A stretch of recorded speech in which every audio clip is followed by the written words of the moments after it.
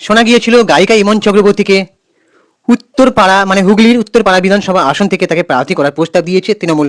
উল্টো দিকে নাকি ঘনিষ্ঠ পরিচিত প্রতিপক্ষ কমরেড মীনাক্ষী মুখোপাধ্যায় এটা কি অ্যাকচুয়ালি আসলেই রাজনীতিতে আসছেন সেটা সে নিজেই পরিষ্কার করে দিয়েছে। তিনি নাকি বলেছেন চাই না চাই না চাই না, ব্যাস আমি গান গাইতে চাই, শুধু গান গাইতেই। তো তার আরও একটা পোস্ট আমি তুলে ধরছি, স্ক্রিনশটটা তোমরা দেখো। তো ইমনের এই সিদ্ধান্তে তোমরা কারা কারা খুশি?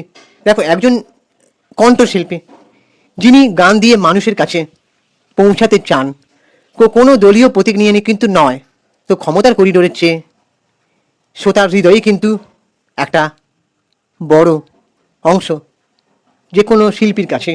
তো আমরা যে কোনো শিল্পীকে শুধু শিল্পী হিসেবেই দেখতে চাই এবং তার সৃজনশীলতাকে দেখতে চাই। উল্টোপাল্টা কাজ করলে তার সৃজনশীলতায় ভাটা পড়ে বলেই মনে হয়। তো গায়িকা ইমন চক্রবর্তী যদি এই সিদ্ধান্তটা সত্যি নিয়ে থাকেন তাহলে আমি বলবো হ্যাটস অফ। একজন সঙ্গীত শিল্পীকে আমরা তার প্রথম গান দিয়েই তাকে ন্যাশনাল অ্যাওয়ার্ড পাওয়ার জন্য অবদান রেখেছি, দর্শক হিসেবে, শ্রোতা হিসেবে, সাধারণ মানুষ হিসেবে আমরা। তো আমাদেরকে যদি বুলি করা হয়, আমাদেরকে যদি আঘাত করা হয়, তাহলে এর থেকে বড় কষ্ট আর কিছু নেই। আর সেই কষ্টের অভিশাপে সেই জনপ্রিয়তা তাই না নষ্ট হয়ে যায়। তাই জন্য সাধারণ মানুষের কথা, দর্শকদের চাওয়ার কথা ভেবেই সিদ্ধান্ত নেওয়া উচিত বলে মনে হয়। তো গায়িকার এই সিদ্ধান্তকে আমি কমিউনিস জানাই। এবার তোমাদের কি মনে হয় তোমরা অবশ্যই কমেন্ট বক্সে জানাতে পারো।